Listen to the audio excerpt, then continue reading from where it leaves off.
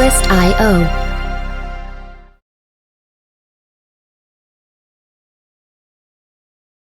President Donald Trump held a high-stakes phone call with Russian President Vladimir Putin on Monday as he continued his push for an end to Moscow's 3-year-old invasion of Ukraine after last week's peace talks in Istanbul, Turkey. Following the calls, Trump told reporters at the Oval Office on Monday that he remained confident that a deal between Russia and Ukraine would be reached soon. "I think something's going to happen. It's a very, very big egos involved, I tell you, big egos involved. But I think something's going to happen," he said. "And if I thought that President Putin did not want to get this over with, I wouldn't even be talking about it because I'd just pull out." Trump wouldn't elaborate further on what would cause him to back away. "I would say I do have a certain line, but I don't want to say what the line is, because I think it makes the negotiation even more difficult than it is," he said. When questioned if he had asked Putin to meet with him during the call on Monday, Trump said, "Of course he did." "I said, 'When are we going to end this, Vladimir?'" Trump said. "I said, 'When are we going to end this bloodshed, this bloodbath?' It's a bloodbath, and I do believe he wants to end it."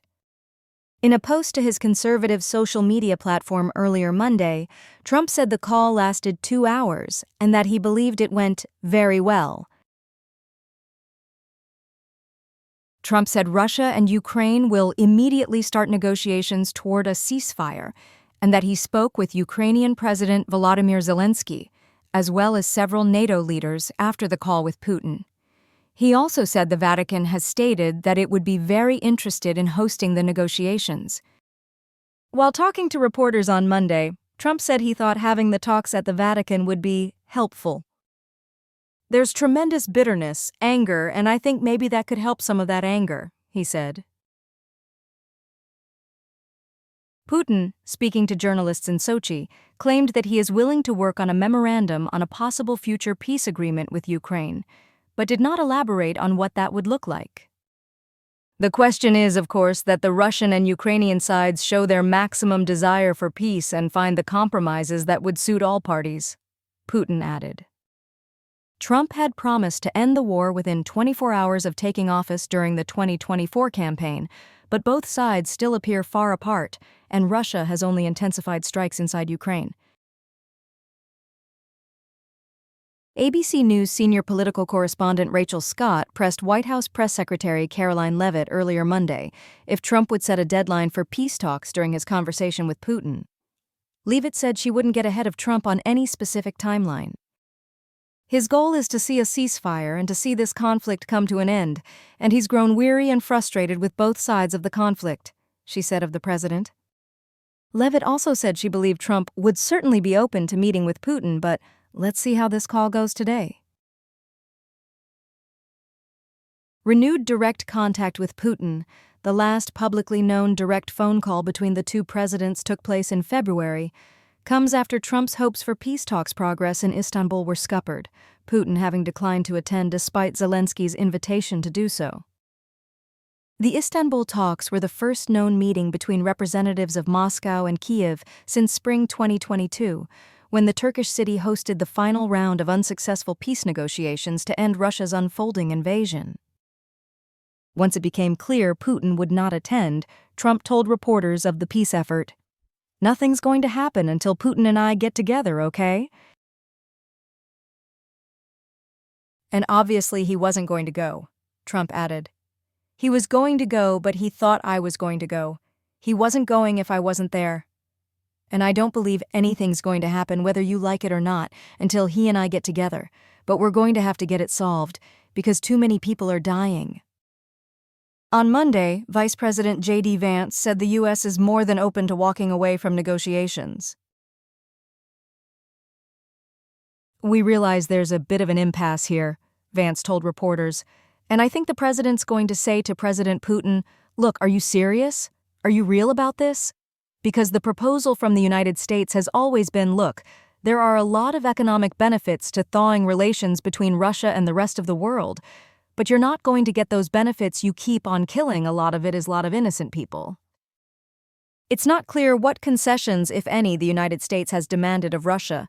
Trump and other top officials have said Ukraine will have to forego NATO membership and likely concede some territory occupied by Russia in order to bring the conflict to an end.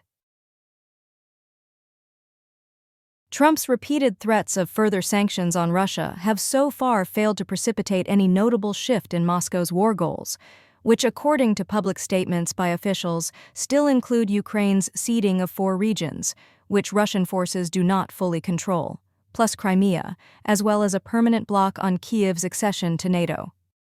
Putin said Sunday that any peace deal with Ukraine should eliminate the causes that triggered this crisis and guarantee Russia's security. Kyiv and its European backers are still pushing for a full 30-day ceasefire, during which time they say peace negotiations can take place. Moscow has thus far refused to support the proposal, suggesting that all Western military aid to Ukraine would have to stop as part of any ceasefire. Trump on Monday suggested that trade with the U.S. could be a motivator for both countries in peace talks. Russia wants to do large-scale trade with the United States when this catastrophic bloodbath is over? And I agree, Trump wrote in his social media post on Monday. There is a tremendous opportunity for Russia to create massive amounts of jobs and wealth. Its potential is unlimited. Likewise, Ukraine can be a great beneficiary on trade in the process of rebuilding its country. Asked by a reporter Monday why he hasn't increased sanctions on Russia yet, Trump said he believes there's a chance of getting something done. And if you do that, you can also make it much worse. But there could be a time when that's going to happen, he added. Contacts between U.S., Russian, and Ukrainian officials continued after the end of the talks in Istanbul. On Saturday, Secretary of State Marco Rubio spoke with Russian Foreign Minister Sergei Lavrov. State Department spokesperson Tammy Bruce said Rubio welcomed a prisoner exchange agreement reached during the Istanbul meeting and emphasized Trump's call for an immediate ceasefire. Ukrainian Foreign Minister Andriy Sybiha on Monday wrote on X that the Istanbul meeting highlighted a stark difference between Moscow and Kyiv. Ukraine is forward-looking, focused on the full and immediate ceasefire to kickstart the real peace process. To the contrary, Russia is completely focused on the past, rejecting the ceasefire and instead talking constantly about the 2022 Istanbul meetings, attempting to make the same absurd demands as 3 years ago, the foreign minister said.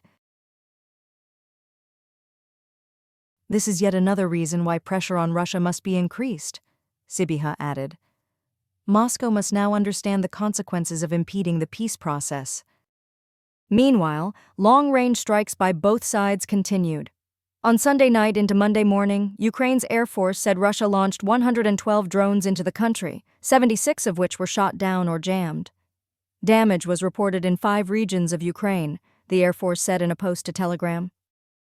Russia's defense ministry said on Monday morning that its forces had downed 35 Ukrainian drones overnight.